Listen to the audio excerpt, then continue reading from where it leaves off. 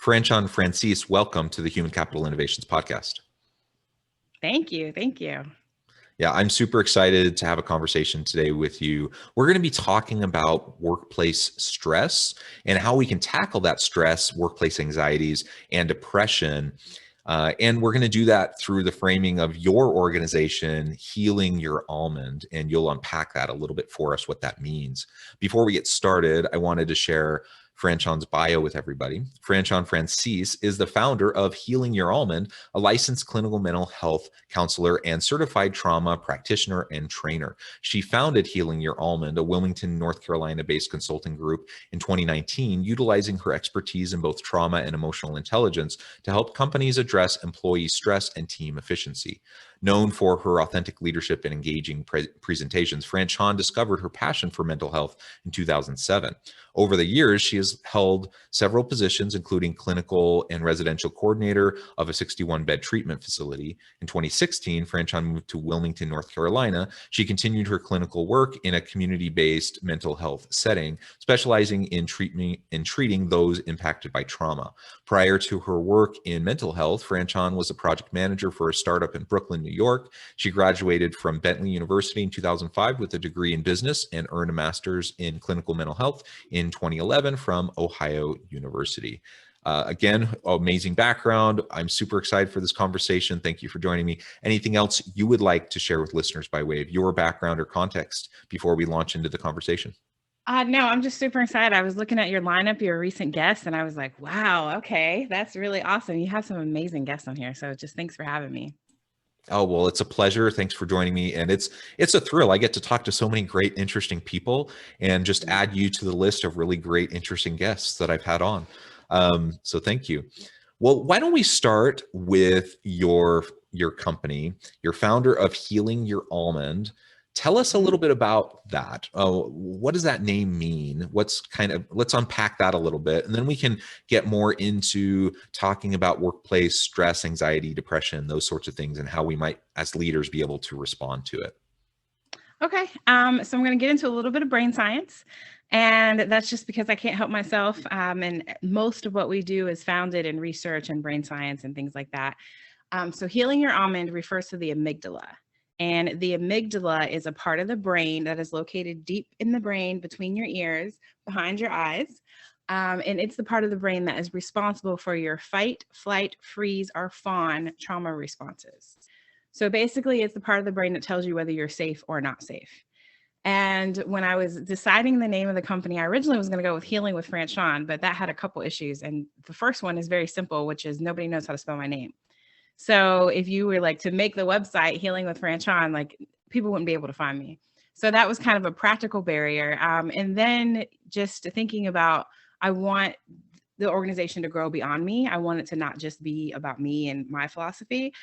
So I thought about like, what is the thing that I'm really good at? Like, what is the thing that makes total sense to me?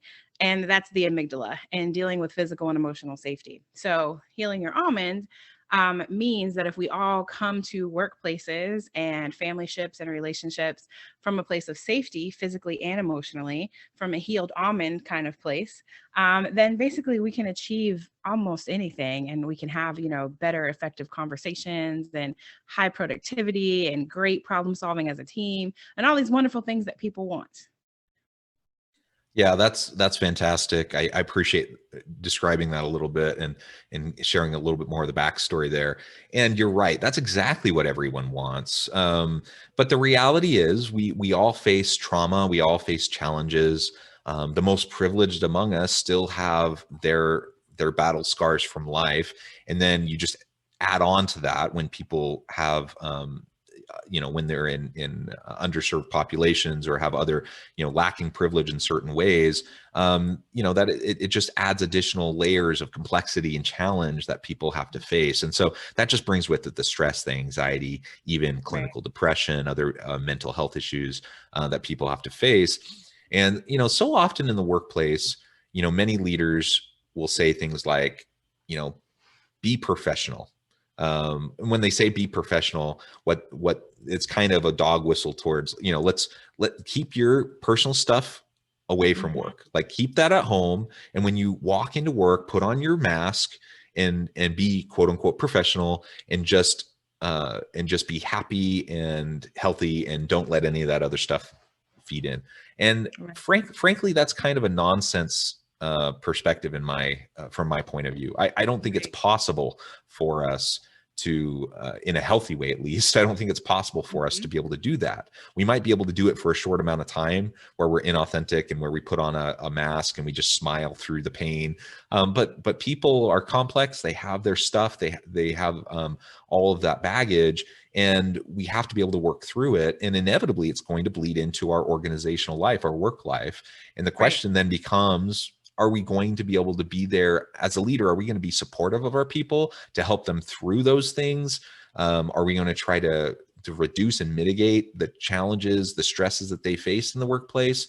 Or are we Mhm. just going to pile on? And if we pile on, eventually, of course, they're going to get overwhelmed. They're going to get burned out, and they're going to leave. And we're going to end up losing otherwise good people that we may even label as, oh, they weren't very productive. They weren't very, they didn't accomplish what we needed to. Uh, and the only reason they didn't is because we didn't create an emotionally and psychologically safe environment where they could flourish. Absolutely. Absolutely. I mean, I think that there's a couple things that I heard you say in terms of like the inauthenticity.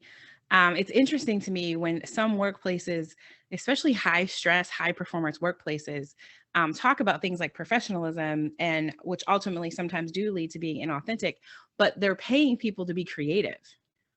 Right. So one of the big things that makes us valuable, especially in the United States, is our ability to solve complex problems and our ability to have, really creative ways of doing things.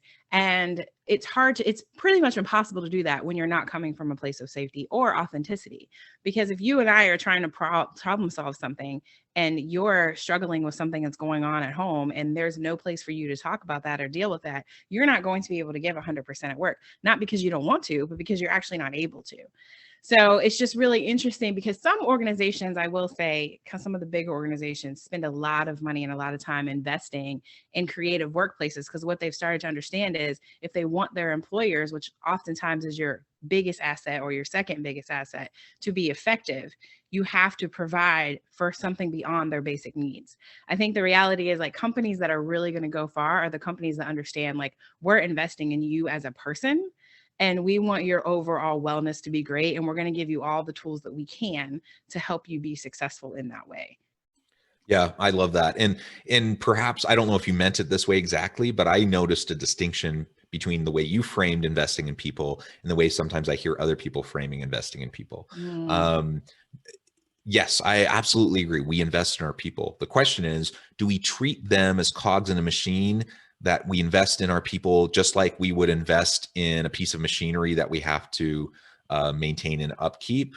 Or do mm, we invest in our people as human beings, as authentic individuals who have needs, that we can help them find fulfillment, meaning, and purpose through the work that they do, and we can provide support for them and help them to learn, grow, develop, have an abundance mindset, growth mindset, etc. Right? I right, think those are two very different types of approaches. Now, ultimately, I'm going to be supportive of any organization that is trying to invest in their people, even if it's right. from the kind of the cog in the machine mentality Mhm. that I 'Cause described, it's because better than some it's organizations. better than nothing, and at least Right, they're right, investing in their people.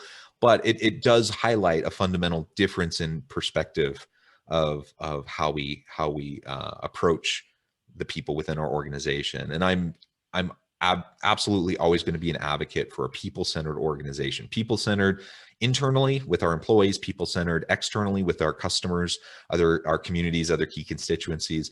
And that means that while, yes, we can focus on profit, making money as an organization, that we talk about the triple bottom line, for example, and there's more to being a successful organization than just driving profit and higher stock value for our right. investors. Absolutely. And it doesn't need to be an either or. Like we can accomplish all these things and have positive outcomes across the board, without sacrificing profit either, right? Right. And I think you had to be willing to come up with creative solutions. And that's the organizations that work with me consistently. That's what I really give them credit for because they're always like, all right, we understand that not one size fits all. Like we get that. And usually by the time they come to find me, like they've already learned that lesson. Like they've already had the EAP and the wellness walking challenges and the kind of like, the kind of canned activities that, like you say, are great. Like I'm proud that they're doing something. But what they've learned is they're like, okay, we're still not getting the results we want. Like we still don't see, participation. We're not seeing the numbers that we want. And I'm like, okay, well, did you just ask your people what they want? Like, did we try that yet? And then they're like, well, not really. We did a survey. And I'm like, all right, cool. Let me come in and talk to some people. Like, give me some samplings. Like, I want some of the janitors. I want some of the entry-level staff. I want the CEO. I want some board members. Like, let me meet with everybody at all different levels of your organization and have an authentic, confidential conversation, a therapeutic conversation about, hey, where are you at? What's going on? What are you willing to share with me? What's the good? Because there's always good. There's something good, and what's the not good? So that is a big part of what Healing Your Almond does, is really that creative solutions. Okay. So I think that's great. I think we absolutely need to focus on investing in our people, and at a deeper level. Programs are great, and wellness initiatives and events are great, and connecting people to service and mission driven opportunities is great. All of that's wonderful. But really, where the rubber meets the road is any individual within an organization, their interactions with their coworkers immediately around them and their boss on a day-to-day basis, right? Right. That's Absolutely. that's ultimately what's going to create their experience in the workplace. Even if the larger organization has an awesome culture, everyone thinks it's the greatest place to be. If you have a jerk boss, it's going to be a miserable place to be, and vice versa. You can have a pretty crummy organization where you have senior executives doing all sorts of weird shenanigans and corruption and whatever, but you have a really great supervisor or boss Right. that you immediately work with, and you're kind of insulated from it, right? And so I like that, because if we can remember that, it shows us that we do have power to influence our immediate surroundings. I may be a mid-level manager. I have no ability to influence, senior executive, C-suite level decision making. I may feel, powerless in a sense because of that. But if I can zoom back a little bit and I can recognize that within my sphere of influence, within my group, within my team, I can absolutely create a psychologically safe environment where people feel invested in, empowered, appreciated, etc. And where I can help people to navigate the complexities of life, the complexities of the stresses and anxieties that they face in the workplace. I can do that with my team, and I can help them to have a really great work environment, even if the broader Yeah, you organization definitely culture can is do not that great. if you have the skills. And what I've learned is that people don't have the skill set. It's not that they don't want to. I went into it's so funny how I started this company and where it's at now are very different places. So when I started, I was like, I'm going to be dealing with all these unhealthy workplaces. And I'm going to have like these really horrible managers and disgruntled employees. And I'm like preparing myself for like the worst of the worst, right? It's absolutely not what I got. Like what I got was people that are already invested, that have already done a lot of work and just want more. Like they just want more help and more support. And they really want customized solutions. And they're like, we want to have great people. We're just not totally sure how to do that. Like we've done the book study, we've done the can training classes, and like that helped a little bit, but like it hasn't really gotten us where we want to go. And I'm like, oh, okay. So and different people need different things. Like some managers need to learn to talk more. Some managers need to learn to talk less. Some managers are scared to death of conflict and nobody's really taught them how to address stuff. So they just don't know how to have authentic conversations. It's not because they don't want to, it's because they have no idea how to do it. And they were really good at their job, but they're not necessarily a wonderful manager. And then there's people that think they're wonderful managers, but have no idea how to teach the people below them what to do because they've never held that position. So it's like all these different complex things that we kind of go in and say, okay, let's talk to everybody and get a real idea of what people need. And then let's take the top 3 needs and just go. Like, let's just move towards that. We can't make everybody happy. People get overwhelmed sometimes. I've heard people say, well, this person's upset about that. And I'm like, okay, cool. How big of a percentage of your organization is that? Is it in the double digits or the single digits? Because our goal is not to make everybody happy. Our goal is to provide opportunities for people and take care of people. That doesn't mean that everybody is going to be excited and really super pumped for this position. But one thing you said about powerlessness, I just want to point out real quick. Powerlessness is a big indicator for clinical depression as well as trauma. So anytime that we consistently make anyone feel powerless, it is causing usually depression and or trauma kind of simultaneously. So it's a really big deal that we empower employees authentically and truly, and not just say that we empower them, but they actually really do have venues where they can talk to people about their grievances and about what's going well. Yeah, absolutely. And we do need to be able to have those meaningful, real mentoring, coaching, feedback conversations with our people. We need to make sure that there's actual mechanisms in place where people can speak up, speak out, report, problems in the workplace. Hopefully, we have a good relationship of trust with our people so they feel safe to come to us, Right. with things. But that's not always the case. And depending on what the issue is, like we have to have mechanisms where people can report things anonymously. Like there's just so many different things that we just need to make sure that we're practicing. And to your point a few minutes ago, absolutely, so many organizational leaders just don't have the skill set. They don't have the emotional intelligence, the EQ, or the experience, despite the good intentions that they may have, to be able to consistently model these types of behaviors, these types of approaches, and to be in a place where they can develop those relationships, be authentically vulnerable and with their people, modeling for them how they can deal with these challenges, the stresses, the anxieties, the fears that they may have, and how to move forward with them in a positive way. So Right. as organizations as a whole, if I'm in a senior leadership level, or even if I'm in a lower level and I recognize that maybe I don't have those capacities, or people in my leadership team don't have those capacities, we need to develop them. We need to invest in trainings. We need to invest in consultants, other people like you and I, to come in to help out with those sorts of things. There's a reason why people like us exist, because we do have a little bit of a different perspective. We have a different background. We can come in and we can help with those sorts of things and help unpack those sorts of things and put in place a more sustainable approach for organizations to address those sorts of issues. Yeah, and I think definitely, one of the things I always warn people about when I start talking to organizations is like, my goal is to work myself out of a job. Like my goal is so that you don't need me to work with me anymore.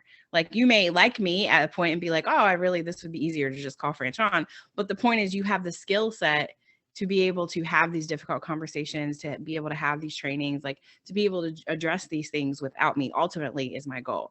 And bigger organizations really respond well to that. They're like, oh, and I'm like, I don't want this to be, and that may take months or years. I'm not saying it has to be, a quick process, but I just want to be clear about people. Like, my goal is to teach you all the skills I have so that you can go and use those skills. And then you may need to hire a different consultant for something different, but just really kind of getting to that place of sustainability and not always investing large sum of money in the same thing. Like, you really want to get that return on investment, because if you invest in your people and you have great retention, then the skill sets that they have is like a pyramid. It just keeps building. Yeah, absolutely.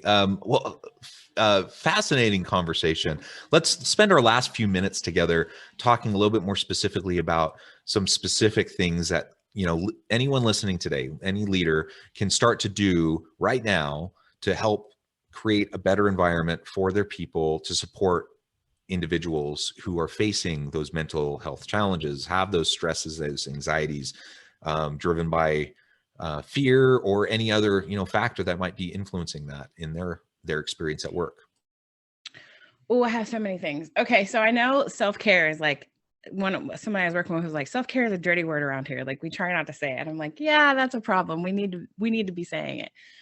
So the first thing is definitely self-care in terms of those little things that you do every day. Like I know someone that, her job is to take people on escapes, and she loves her job. And I think that's amazing. I want to build a life I don't need to escape from. Like, my goal is to build a life to where, like, not that I don't want to go on vacation, but like, I'm not living for my next vacation. Like, I'm excited every day to go to work. So I think it's about looking at the small things that you can do, whether that's drinking water, taking a walk, maybe doing therapy, yoga, exercise, coloring, painting, creative stuff, like something that you can do that's feasible. 10 to 15 minutes a day, every day. Number one, it has to start with you. If you need your organization to change, you also probably need to participate in some change. And then number two is start practicing asking people what they need instead of saying, let me know if you need anything. I know it seems like a really, really small adjustment, but it's something that a leader of mine did years ago, and it's completely changed my relationship with people that I supervise. So I used to always say, let me know if you need anything. And now I always start any meeting with, what do you need from me? And I pause and wait, and we're not moving on until you answer my question, and I need I you to spend really, some time really thinking like about that it. because when we just say it at the tail end, it just sounds like this cliched thing that you don't really mean. It's just like saying, how are you? Right, Like right. nobody actually expects you to like go into like all the stuff you're dealing with when you say that. It's just like a nice pleasantry. And so when you change the way you said it. So instead of saying, let me know if you need anything, you specifically say, tell me what you need from me. And Right, instead of doing it as kind of an afterthought at the very end, you're doing it right at the beginning. So I love both of right. those things. Yeah. And then my last thing is be prepared to manage up. And what that means is that if you decide after listening to this podcast, you're like, all right, starting tomorrow, all my meetings are going to start with, what do you need from me? Also, take care of yourself in the same way by going to your supervisor and saying, hey, next meeting we have, I need to start with what I need from you. Like, I've been doing some reflection and I've made a little bit of a list, and I just need about 15 minutes at the beginning of our next meeting to have that kind of discussion.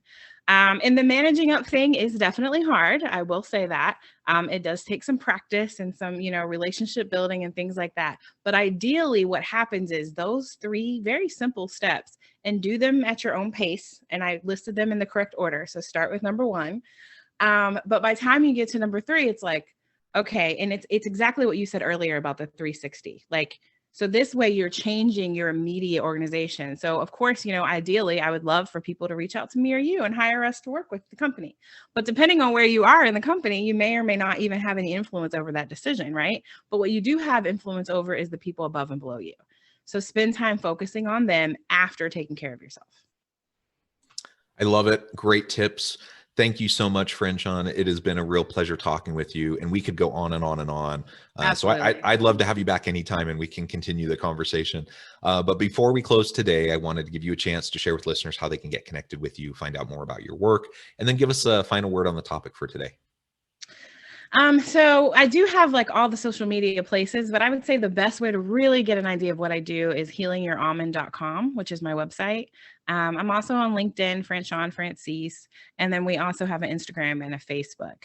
But like I said, my website is really expansive and really kind of gives you a really good idea of all the different things that we do.